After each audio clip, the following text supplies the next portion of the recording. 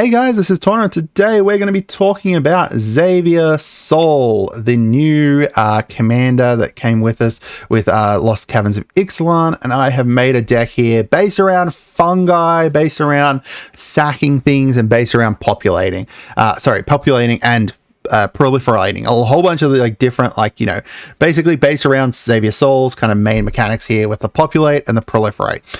Those are two things that I find are really interesting. They also fit really well into our kind of fungi tribal kind of deck here as well. There's some different sack outlets here as well, some card draw, and some really cool stuff that I'm pretty happy about. So if you guys want, if you're not interested in Xavier Soul, leave me a comment down below as to what character you would like me to make, like which legendary you'd like me to make a deck around next. Also, make sure you do subscribe because we cover a whole bunch of different stuff to do with Magic the Gathering, and I am really excited. I love making decks, so this is something that I'm really excited about. So this is the deck here. I'm going to put a link to it down in the description there in the comments. So that way you're able to check it out. So you will see a couple of different things. So first of all, we've got Death Bonnet's going to allow us to mill stuff. And then if there's 3 or more creatures in there, we're going to be able to transform it into this dude here, which is going to make it so that we can exile stuff from any graveyard and put a +1/+1 on him. So we've got a kind of +1/+1s plus our Populate for stuff like the Sham Sampler. That's another one that's going to have +1/+1s, and then we can create insects from that, like the Thalid here, the spore counters. So the spore counters are really interesting because they are basically a special mechanic that is used for these fungi here, and when you get to 3 you can remove them and create saprolings.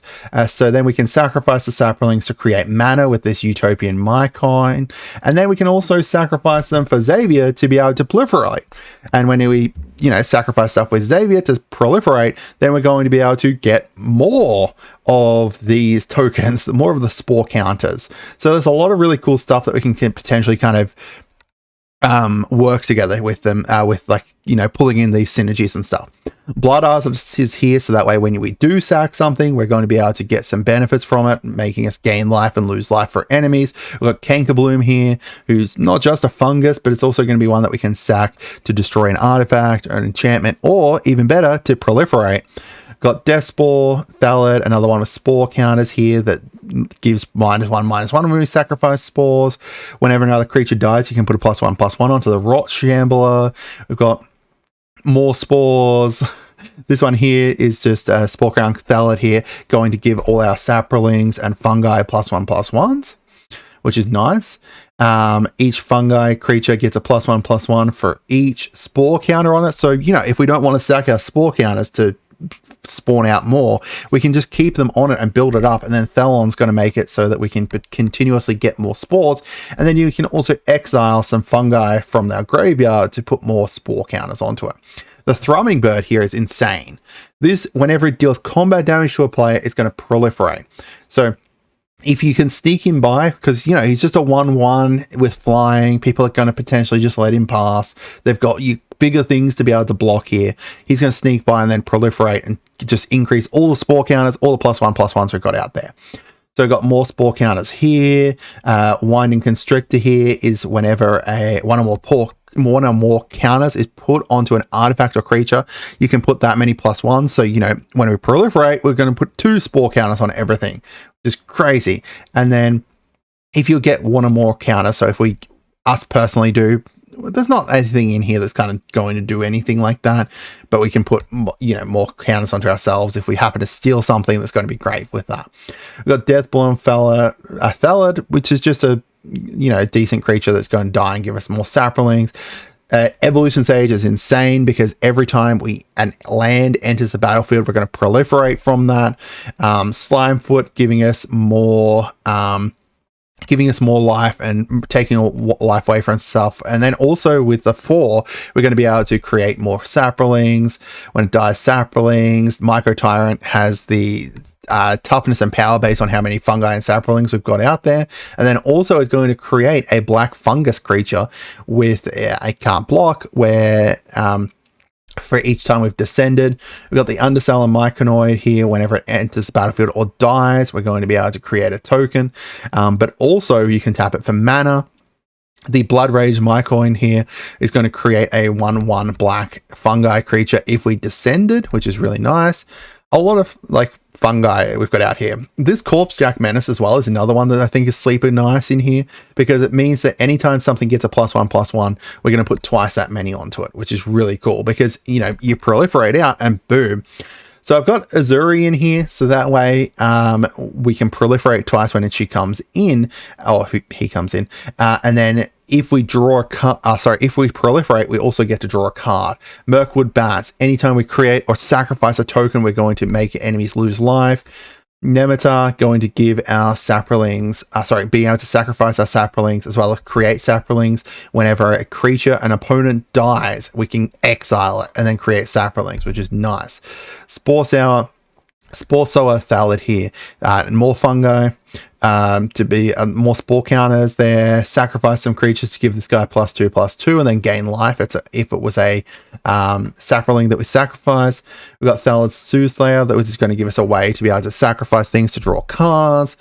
Mycoloth here with Devour, so we can devour our saprolings as well to give him +1/+1s, and then also we get to create +1/+1s. We get to create saprolings based on how many +1/+1s has gone onto him. So, you know, if we do this and we've got, you know, Proliferate out there, we're going to be able to buff him up and continuously give him more +1/+1s, and then all of a sudden we've got saprolings out our wazoo. This guy here is really nice because we can sack our saprolings to be able to regenerate our target fungi. So, you know, we can sack them to bring back our commander or any of these other fungi that we've got out here. Also, you know, you can just use your spore counters to create the saprolings too. We've got Sporolith Ancient here, which is going to make it so that we can put a spore, any of our characters, if they have spore counters on, it changes it to that we can just remove 2 spore counters to create the saprolings. Tender Shot Dryad is one of the more expensive cards that I've got in here. I'll agree with that. But, you know, if we've got the City Blessing, all our saprolings are going to be they're going to be 3/3s, and then we also at the start of each upkeep we get to create a saproling. And then Nemeter here, we're going to be able to create saprolings with them, and then also we can sacrifice them to give sacrifice a sporeling to be able to give all our sporelings +1/+1. So then for our like removal here, we've got a couple of removal here. We've got a removal that gives us Proliferate removal. We've got a couple, you know, ramp cards in here. We've got Squirming Emergence, which is going to allow us to return a card from the graveyard. Return to the battlefield a card from the graveyard with mana value less than the number of permanents in your graveyard. So we can bring stuff back with that potentially. We've got Hunted by the Family, which is an interesting one here. So this is going to be allowing us to be able to create a copy of stuff. We're going to be able to choose 4 target creatures that we don't control. Then that person who controls it gets to make a choice. They can either turn it into a 1/1 white human, so, you know, some removal in there, or we get to create a copy of it. So we get to create a copy of it, which is really, really nice. And then finally, Kindred Dominance here, which is going to be our big removal. We get to choose a creature type and then remove all creatures that don't choose, that aren't the chosen type. So, you know, we can destroy everything that aren't fungi, or, you know, we've lost all our fungi. We can destroy everything that's not spiralings. All right, so over in our instance here, we've got Counterspell, easy to explain, Experimental Augury, some card draw, and then Proliferate. We've got Golgari Charm. This is a way that we're going to be able to keep all our stuff on the board by regenerating it all, or, you know, we can use it to destroy an enchantment as well if we wanted to. Infectious Bite. So I didn't want to go heavily into poison. I don't like poison. If you wanted to go heavily into poison, you can change some stuff up about this, sure, but for this one, I made it so that there was 1 poison thing in here. This is mostly for politics. So using this Infectious Bite, you're going to be able to inflict a poison onto all opponents. So each opponent's going to get a poison counter. So then we can politic it. We can be like, hey, we're going to use our Xavier Soul. We're going to proliferate. Now, if you don't attack me, I won't increase how many poison you've got, or something along those lines. You know, there's lots of different ways that you can use this for potentially politicking. If someone's, you know, getting close to the win, you can just put everyone up to 9 poison, and you can just sit there with that, with the sword dangling above their head. Or, you know, even if just one person gets up to 9 poison, you can sit that, their sword dangling above their head, and then all of a sudden, you know, they've got to choose. Do I listen to this guy and do I attack someone else, or do I end up losing the game? There's a few different ways that you can potentially use this. It's a very cheap card, only 35 cents. So I figured, you know, why not put in one poison thing in here? And I just found it funny. I just found like it'd be an interesting thing. So we've got a removal in here. Cackling Counterpart allow us to create a token. The good thing is that with Xavier, each time we've got a token on the board, we can then use his top ability, remove a counter. We're going to have so many different counters, and then we can create a copy of it. You know, preferably we want to create copies of our stuff over here, like the Cackling Counterpart, the Fated Infatuation as well. You know, any of those kind of things, the theoretical duplications, and then create copies of those. But, you know, if we got saprolings out there, we could potentially make copies of those if they're going to be strong. We've got a removal here too.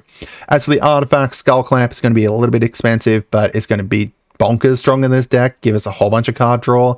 We've got Soul Ring, obviously. We've got Arcane Signet. We've got Dimmer Signet and Simic Signet. All cheap mana rocks and kind of like stuff that we go in there. Ashnod's Altar is in here.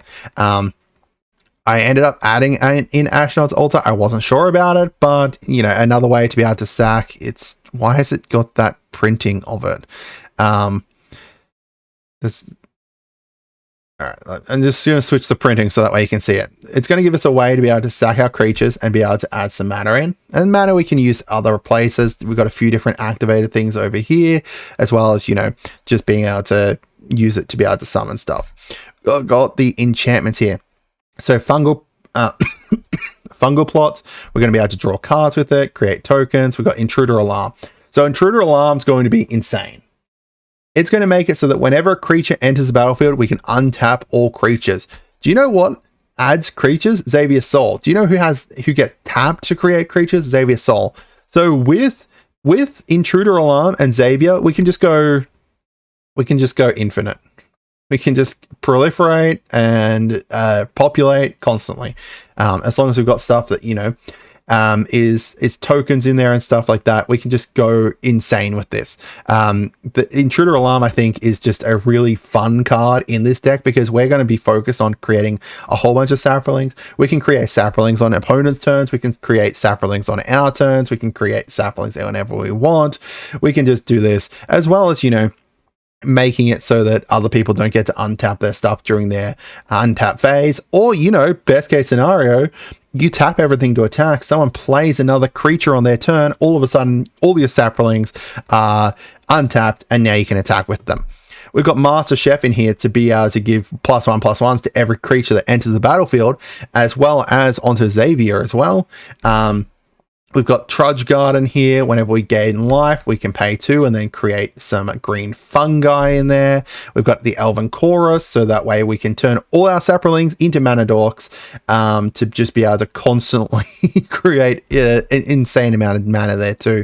We've got Grave Pact here. So this one's really cool. I really like this card. It's another of the more expensive ones in the deck. But whenever a creature you control dies, each other player sacrifices. Do you know what? We're going to be sacrificing stuff. We can just sack all our saprolings just to wipe the board constantly. And it's also each other player sacrifices a card. So, sacrifices a creature. So we get to sack our stuff and wipe out other people's boards, unless they've got, you know, indestructible stuff or like just stuff that's, you know, going to stick around.